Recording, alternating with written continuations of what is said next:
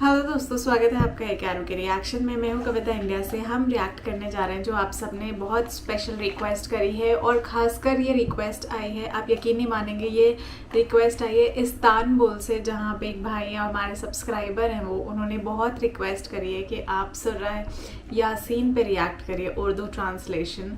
तो मैंने इसका वर्जन ढूंढा है जहाँ पे आपको टेक्स्ट तो उर्दू में दिखेगा, मगर मुझे उर्दू इतनी ज़्यादा डिटेल में नहीं समझ आती, तो it's a translation of Urdu जहाँ पे वो एक्सप्लेन कर रहे हैं बहुत अच्छे से। और इसके मैंने पहले भी सूरह यूसुफ पे रिएक्ट करा हुआ, तो मुझे अच्छा लगा इनका ट्रांसलेशन, इनके वर्सेस, इसलिए मैं इस पर रिएक्ट करने जा रही हूँ। सूरह यासीन क्या है वो मुझे जानना है, तो आइए बिना देरी किए हुए इस रिएक्शन को शुरू करते हैं। शुरू अल्लाह का नाम लेकर जो बड़ा मेहरबान निहायत रहम वाला है। यासीन, कसम है कुरान की जो हिकमत से भरा हुआ है। ए मोहम्मद सल्लल्लाहु अलैहि वसल्लम, बेशक तुम पैगंबरों में से हो, सीधे रास्ते पर हो। ये कुरान गालिब व मेहरबान का नाजिल किया हुआ है ताकि तुम उन लोगों को जिनके बाप दादा को खबरदार नहीं किया गया था, खबरदार कर दो कि वो गफलत में पड़े हुए हैं। उनमें से अक्सर पर अल्लाह की बात पूरी हो चुकी है, सो वो ईमान नहीं लाएंगे। हमने उनकी गर्दनों में तौक डाल रखे हैं और वो ठोड़ियों तक फंसे हुए हैं, तो उनकी गर्दनें अकड़ी हुई हैं, और हमने उनके आगे भी दीवार बना दी और उनके पीछे भी, फिर उन पर पर्दा डाल दिया तो ये देख नहीं सकते। और तुम इनको खबरदार करो या ना करो, इनके लिए बराबर है, ये ईमान नहीं लाएंगे। तुम तो सिर्फ उस शख्स को खबरदार कर सकते हो जो इस नसीहत यानी कुरान की पैरवी करे और रहमान से गायबाना डरे, सो उसको मगफिरत और बड़े सवाब की बिशारत सुना दो। बेशक हम मुर्दों को जिंदा करेंगे, और जो कुछ वो आगे भेज चुके और जो उनके निशान पीछे रह गए, हम उनको कलमबंद कर लेते हैं, और हर चीज को हमने किताब रोशन यानी लौह महफूज में लिख रखा है। और इनसे गांव वालों का किस्सा बयान करो जब उनके पास पैगंबर आए, यानी जब हमने उनकी तरफ 2 पैगंबर भेजे तो उन्होंने उनको झुटलाया। फिर हमने तीसरे से तकवीयत दी तो उन्होंने कहा कि हम तुम्हारी तरफ पैगंबर होकर आए हैं। वो बोले कि तुम और कुछ नहीं मगर हमारी तरह के आदमी हो, और रहमान ने कोई चीज भी नाजिल नहीं की, तुम महज झूठ बोलते हो। उन्होंने कहा कि हमारा परवरदिगार जानता है कि हम तुम्हारी तरफ पैगाम देकर भेजे गए हैं, और हमारे जिम्मे तो साफ साफ पैगाम पहुंचा देना है और बस। वो बोले कि हम तुमको अपने लिए मनहूस समझते हैं, अगर तुम बाज ना आओगे तो हम तुम्हें संसार कर देंगे और तुमको हमसे दुख देने वाला अजाब पहुंचेगा। उन्होंने कहा कि तुम्हारी नहूसत तुम्हारे साथ है, क्या इसलिए कि तुमको नसीहत की गई? नहीं, बल्कि तुम ऐसे लोग हो जो हद से तजावुज कर गए हो। और शहर के परले किनारे से एक आदमी दौड़ता हुआ आया, कहने लगा कि ऐ मेरी कौम, पैगंबरों के पीछे चलो, ऐसों के जो तुमसे सिला नहीं मांगते और वो सीधे रास्ते पर हैं। और मैं क्यों उस जात की परस्तिश ना करूं जिसने मुझे पैदा किया और उसी की तरफ तुमको लौट कर जाना है? क्या मैं उसको छोड़कर औरों को माबूद बनाऊं कि अगर रहमान मुझे नुकसान पहुंचाना चाहे तो उनकी सिफारिश मुझे कुछ भी फायदा न दे सके और न वो मुझे छुड़ा ही सकें? तब तो मैं खुली गुमराही में पड़ गया। मैं तो तुम्हारे परवरदिगार पर ईमान लाया हूं, सो मेरी बात सुन रखो। हुक्म हुआ कि बहिश्त में दाखिल हो जा। बोला काश मेरी कौम को पता चल जाए कि मेरे रब ने मुझे बख्श दिया और मुझे इज्जत वालों में शामिल किया, और हमने उसके बाद उसकी कौम पर कोई लश्कर नहीं उतारा और न हम उतारने वाले थे। वो तो सिर्फ एक चिंगाड़ थी, सो वो उससे नागहां बुझ कर रह गए।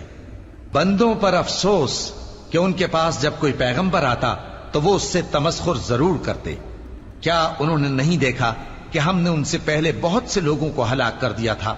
अब वो उनकी तरफ लौट कर नहीं आएंगे, और सब के सब हमारे रूबरू हाजिर किए जाएंगे। और एक निशानी इनके लिए जमीन मुर्दा है कि हमने इसको जिंदा किया और इसमें से अनाज उगाया, फिर ये इसमें से खाते हैं, और इसमें खजूरों और अंगूरों के बाग पैदा किए और इसमें चश्मे जारी कर दिए ताकि ये इन बागों के फल खाएं, और इनके हाथों ने तो इनको नहीं बनाया, तो फिर क्या ये शुक्र नहीं करते?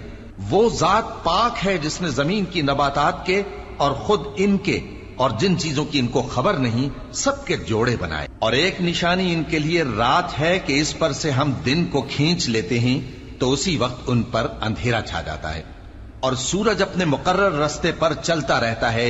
ये उस गालिब व दाना का मुकर्रर किया हुआ अंदाजा है اور چاند کی بھی ہم نے منزلیں مقرر کر دی، یہاں تک کہ گھٹتے گھٹتے کھجور کی پرانی شاخ کی طرح ہو جاتا ہے۔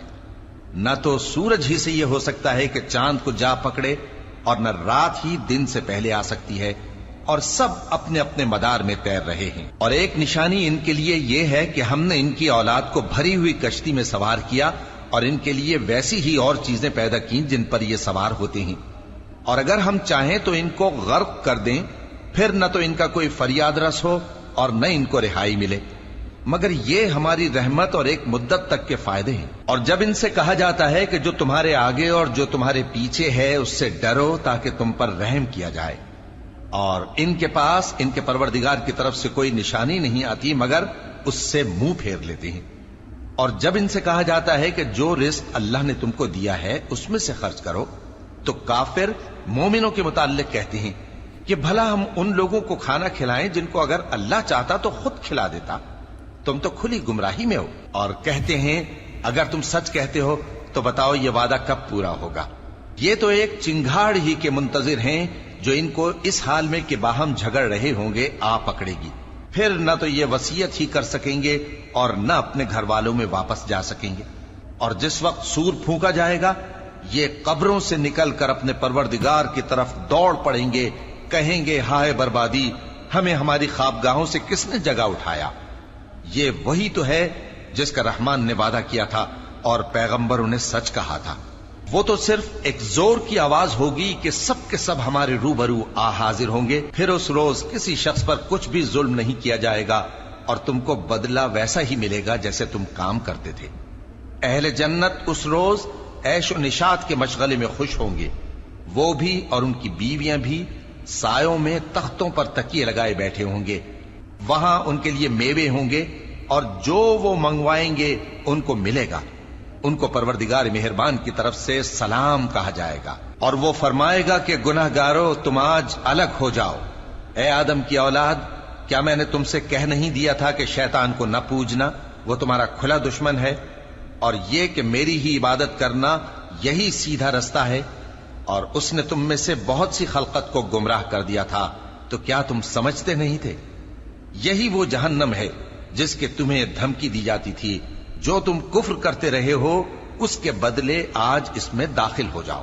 آج ہم ان کے منہوں پر مہر لگا دیں گے، اور جو کچھ یہ کرتے رہے تھے ان کے ہاتھ ہم سے بیان کر دیں گے، اور ان کے پاؤں اس کی گواہی دیں گے۔